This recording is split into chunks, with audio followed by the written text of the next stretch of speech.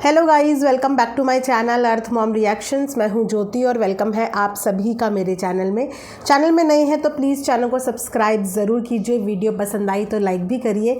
Comment section में comment करके ज़रूर बताइए कि आप सबको मेरा वीडियो कैसा लगा।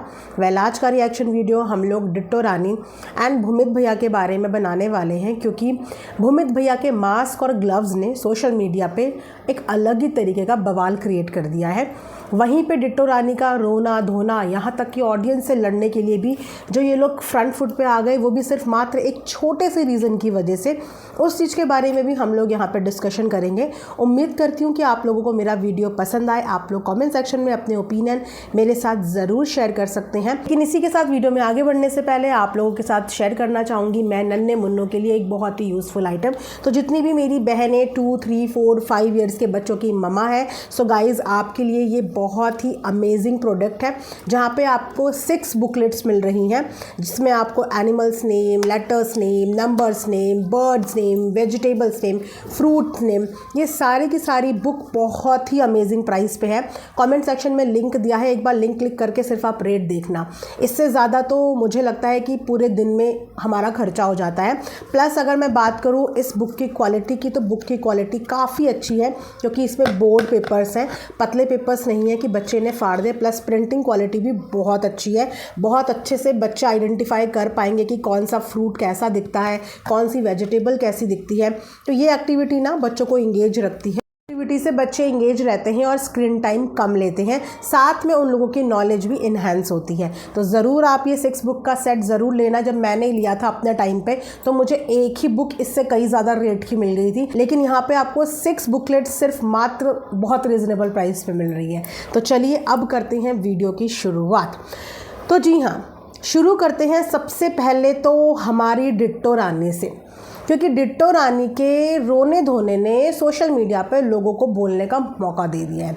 देखिए, मैं स्क्रीन के इस पार रह के स्क्रीन में देख के किसी के भी इमोशंस को यहाँ पे जज नहीं करूँगी, क्योंकि बेसिकली जिस पे बीतती है, जो रियल टाइम उस चीज़ को फेस कर रहा होता है, उसको सबसे ज़्यादा पता होता है। लेकिन एज एन ऑडियंस मैं भी स्क्रीन के इस पार से ही देख रही हूँ, और हमारी तमाम ऑडियंस भी स्क्रीन के इस पार से ही देख रही है। तो उनको 24 आवर्स की जर्नी नहीं पता होती, लेकिन उनको जो ये कुछ सेकंड्स और कुछ मिनट में जर्नी दिखाई देती है, उस पर कुछ लोग कनेक्ट भी कर पाते हैं, लेकिन कुछ लोग उस पर कनेक्ट नहीं भी कर पाते हैं। क्यों नहीं कर पाते हैं, इस चीज़ के बारे में भी बात करूंगी, और क्यों करते हैं इस चीज़ के बारे में भी बात करूंगी। कनेक्ट वो लोग करते हैं जो लोग इनके फॉलोवर होते हैं, इन्हें पसंद करते हैं, इनकी एक्टिविटीज़ को देखते हैं। और जो लोग न्यूट्रल होते हैं या जो लोग ज़्यादा पसंद नहीं करते हैं, वो बहुत ही प्रैक्टिकल नोट पे चीज़ों को ऑब्जर्व करते हैं। तो उनमें ऑडियंस की कभी भी गलती नहीं होती। अब आप सब लोगों को पता ही है कि भूमित भैया के पापा की हेल्थ कंडीशन क्या है ना। कहीं ना कहीं जिस जगह पे उनका ट्रीटमेंट चल रहा था, वहाँ पे डॉक्टर ने भी बोला कि आप इन्हें घर लेके जाइए और वहीं पे आप घर में इनकी सेवा कीजिए।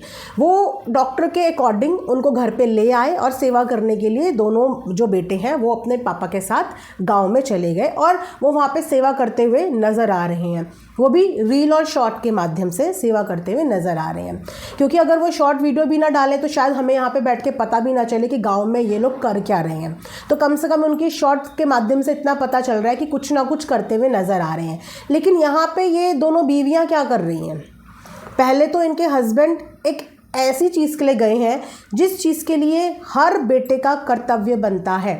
जिस तरीके से एक बेटे का कर्तव्य अपने परिवार के प्रति बनता है, उसी तरीके से बच्चों का कर्तव्य अपने पेरेंट्स के प्रति भी बनता है।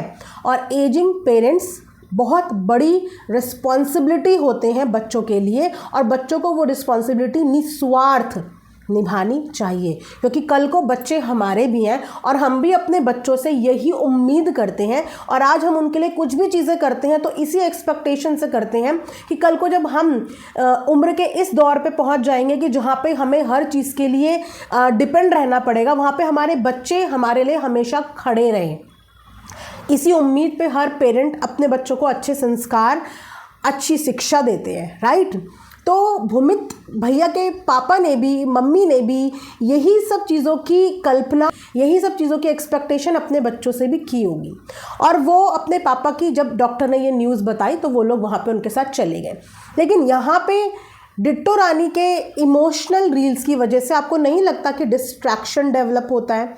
इस समय पे एक जिम्मेदार वाइफ होने का और एक जिम्मेदार बहू होने का फ़र्ज़ निभाने का टाइम था। यहाँ से अपने हस्बैंड को मोटिवेट करने का टाइम था कि तुम वहाँ पे अपना फ़र्ज़ अच्छे से निभाओ, हम यहाँ पे बिल्कुल ठीक है। वरना क्या होता है ना कि जो आदमी होता है ना उसका ध्यान दोनों तरफ हो जाता है। ऑब्वियसली उसका अपनी बीवी के साथ भी अटैचमेंट होगा, अपने छोटे बच्चे के साथ भी अटैचमेंट होगा, तो एक साइड से उसको फ्री तो रहना पड़ेगा ना, तभी वो जिस चीज़ के लिए गया है उस चीज़ पर वो फोकस कर पाएगा। लेकिन अगर यहाँ पर आप इमोशनल रोती रहेंगी कि मैं उनसे दूर कभी नहीं रह पाई हूँ, तो इस तरीके से डिस्ट्रैक्शन होता है। आदमी का माइंड एक अपने घर की तरफ भी होता है और एक पापा की तरफ भी होता है। वैसे भी इससे पहले तो कभी इतना सेवा करते हुए नहीं देखा ना, नहीं देखा, अब जाके सेवा कर रहे हैं ना। हमें तो अब पता चली ये बात कि अंकल की ये जो उनके साथ चीज़ें हुई हैं, ये अभी 2-4 दिन की चीज़ें नहीं हैं। वो 2 साल से इस प्रॉब्लम से सफ़र कर रहे थे, पर 2 साल में तो कभी भूमित भैया अपने पापा की सेवा करने नहीं गए ना। उनके शरीर में बेड सोर हो रहे हैं, जिनको ये लोग रैशेस बोल रहे हैं। इनको बेड सोर और रैशेस का डिफरेंस ही नहीं पता। सोचो तो बेड सोर कब होते हैं? 1 दिन में, 2 दिन में, हफ्ते भर में, महीने भर में, 5 महीने में, 6 महीने में बेड सोर होते हैं? जी नहीं, बेड सोर तब होते हैं जब एक इंसान लंबे समय से बेड पे हो और लंबे समय से उसकी बॉडी मूवमेंट ना कर रही हो और लंबे समय से उसका जो है प्रॉपर टेक केयर ना हो रही हो। अभी आपने इच्छा मृत्यु वाला केस सुना ना, 13 साल तक उस माँ ने अपने बच्चे की सेवा करी और 13 साल कितने होते हैं, उसके बॉडी में बेड सोर हो रहे थे।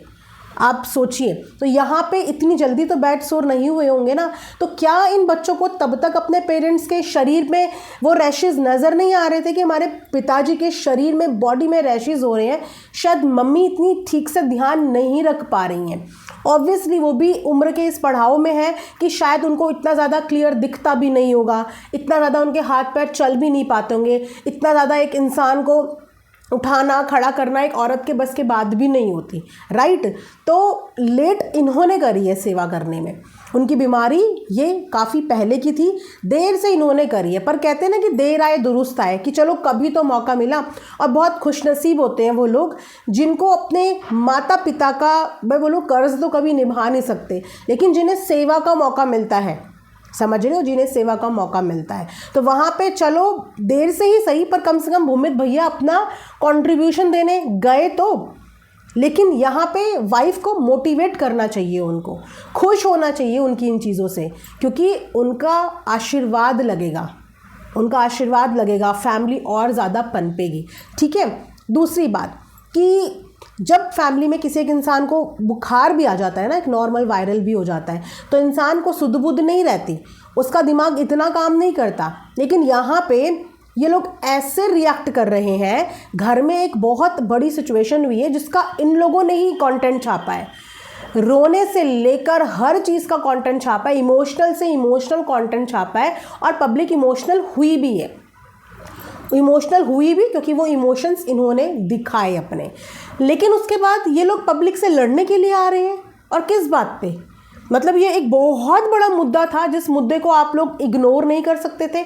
इससे बड़े बड़े मुद्दे गाइस इन लोगों ने इग्नोर करे हैं, जब इनके ऊपर बड़े बड़े एलिगेशन लगे हैं, यहाँ तक कि इनके कैरेक्टर को छोड़ा नहीं गया, तब भी इन लोगों ने इग्नोर किया है, तब भी इन लोगों ने कभी कुछ नहीं बोला। लेकिन इस वक्त पे जब इन्हें सच में इन चीज़ों को इग्नोर करना चाहिए, पहले तो इन चीज़ों पे बोलने के लिए मतलब हिम्मत कहाँ से आ रही है? इंसान का सही स्टेट ऑफ माइंड नहीं रहता।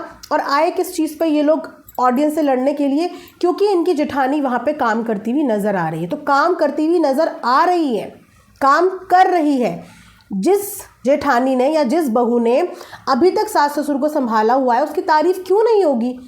ये लोग तो मेहमान की तरह जाते थे, मेहमान की तरह आते थे। और अंकल की बीमारी पिछले 2 साल से थी, लेकिन इससे पहले कभी किसी को नहीं दिखाया कि अंकल की कंडीशन क्या है, वो किस तरीके से रह रहे हैं, ढंग से उनकी हाइजीन मेंटेन हो भी रही है या नहीं हो रही है। कभी कोई डॉक्टर की विजिटेशन नहीं दिखाई।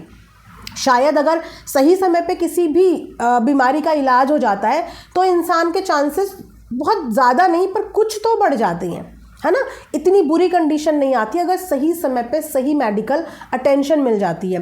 तो जिस बहू ने वहाँ पे रह के सारी चीज़ें संभाली होंगी, उस बहू की अगर तारीफ़ हो भी गई तो आप लोगों तो खुश होना चाहिए ना, है तो आप ही के घर की बहू, तो क्या हुआ अगर वो कैमरे के आगे आके नाटक नौटंकियां नहीं करती, लेकिन वो जो कर रही है उसको कहते हैं रियल में सेवा करना, कि इस हाथ से कर रही है और इस हाथ को पता ही नहीं, इतने सालों से कर रही है लेकिन किसी ने देखा ही नहीं, क्योंकि उसको दिखाना ही नहीं, उसको दिखावा ही नहीं करना।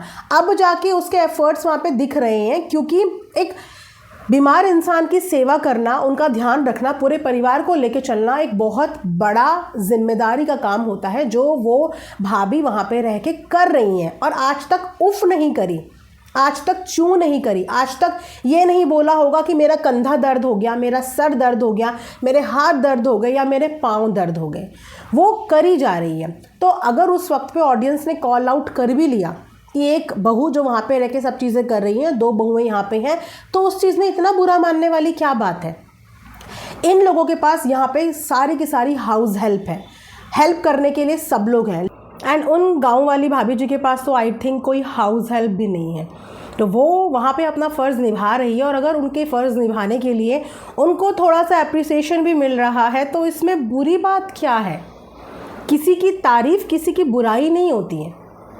जो चीज़ें आज से पहले कभी कैमरे में दिखी नहीं, उस लेडी ने कभी आज तक इस बात की शिकायत नहीं करी होगी कि मेरे एफ़र्ट्स कभी दिख नहीं रहे हैं। उसको कभी फ़र्क नहीं पड़ा होगा कि मेरी जो देवरानियां हैं उन्हें कितनी ज़्यादा प्रशंसा मिल रही है या मेरे देवरों को कितनी प्रशंसा मिल रही है। अभी जैसे कि अंकल को हॉस्पिटल लेके गए, भूमित भैया ने 1 लाख खर्च करे, 1 लाख खर्च करे, 1 लाख खर्च करे का गाना गाया, ठीक है। डिट्टो रानी ने वहाँ पे रो के इमोशंस दिखाए, इमोशनल वीडियो बनाई। तो क्या डिट्टो रानी और भूमित भैया को तारीफ़ नहीं मिली? अगर मैं बोलूँ कि 20% लोगों ने इस चीज़ को क्रिटिसाइज़ किया, तब भी 80% लोगों ने तो उनकी प्रशंसा करी। तो उनकी प्रशंसा से क्या गांव वाली भाभी को कोई फ़र्क पड़ा? उन्हें कोई चीज़ का बुरा लगा तो अगर उनकी किसी चीज़ में तारीफ़ हो रही है तो क्या 2 शब्द ये लोग ये नहीं बोल सकते कि हाँ वो अपना फ़र्ज़ निभा रही हैं, शी डिज़र्व्स इट। और उन्होंने अभी तक करा है सास ससुर के लिए। दूर रहने वाले बच्चे once in a blue moon ही पेरेंट्स को देखते हैं। जैसे कि जब बिल्कुल क्रिटिकल सिचुएशन आई तो उन्होंने पेरेंट्स को देखा, क्योंकि मेडिकल अटेंशन दिल्ली एनसीआर में ज़्यादा अच्छी है कंपैरेटिवली, ठीक है, वहाँ पे उनके एफर्ट्स थे। लेकिन इससे पहले जिस भाभी ने देखा, उनकी तारीफ से इतना ज़्यादा आग बबूला होना, और ये कोई वक्त है? इस वक्त पे तो आप लोगों को भगवान से हर दूसरे मिनट में ये प्रे करनी चाहिए कि हमारे परिवार पे जो संकट आया है, ईश्वर इस संकट को दूर करे, हमारे ससुर जी को या हमारे पापा जी को अच्छा स्वास्थ्य प्रदान करे। इस समय पे ऑडियंस से लड़ने की ज़रूरत नहीं होनी चाहिए थी, ऑडियंस को आके लताड़ने की ज़रूरत नहीं होनी चाहिए, क्योंकि वो तो आप लोग करते ही हो, वो तो हर 2-4 महीने में, हर 2-4 हफ्ते में आप लोग करते ही हो, उसमें कुछ नया नहीं है। लेकिन यहाँ पे आप लोगों को खामोश रहना था। कभी तो इमोशनल रील बना के डिस्ट्रैक्शन क्रिएट किया जा रहा है, मोटिवेशन कहाँ है? वाइफ का बहुत ज़्यादा सपोर्ट चाहिए होता है इस वक्त पे हस्बैंड को, क्योंकि उनके पापा की तबीयत ख़राब है और अब जाके उन्हें मौका मिला है, इतनी बीमारी में उनके अब जाके मौका मिला है, और ईश्वर जाने की और कितने दिन उनके पास है। हम कामना करते हैं कि भगवान उनको जल्दी से स्वास्थ्य और निरोग कर दे, लेकिन ये तो ईश्वर को पता होगा ना। तो अगर वो इस समय पे उनकी सेवा का सौभाग्य ले रहे हैं तो यहाँ पे आके इमोशनल कंटेंट क्रिएट करने से बेटर है कि मोटिवेशनल कंटेंट बनाएं, जिससे कम से कम जिस काम के लिए पति गए हैं वो उस काम को कर पाएँ। उनको ये टेंशन ना हो कि मेरे घर में मेरी बीवी रो रही है, अरे मेरी बीवी मेरे बिना रह नहीं पा रही है, मैं आज तक अपनी बीवी को कभी छोड़ के कभी कहीं गया नहीं, पता नहीं कैसे जी रही होगी। अपने घर के अंदर इंसान सुरक्षित होता है। और अब कोई छोटे छोटे बच्चे नहीं हैं, जब एक गृहस्थ जीवन में इंसान जाता है तो जिम्मेदार हो जाता है। आज नए नए तो सेटल हुए नहीं है ये दिल्ली एनसीआर में, एक सोसाइटी में रह रहे हैं, सोसाइटी में आपकी सिक्योरिटी भी होती है, ठीक है, तो आप लोग सेफ फील करते हो। और लाइफ में ऐसे बहुत सारे समय आते हैं जब बीवी को अकेले रहना पड़ता है, कभी किसी कारण से, कभी किसी कारण से, कभी किसी कारण से।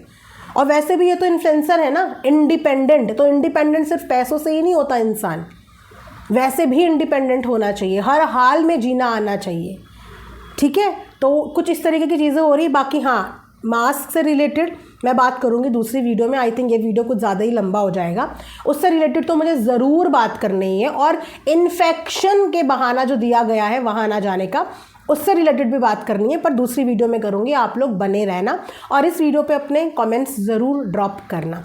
इस समय पे ना फैमिली के सहयोग की, मोटिवेशन की हर एक मेंबर को बहुत ज़्यादा ज़रूरत है।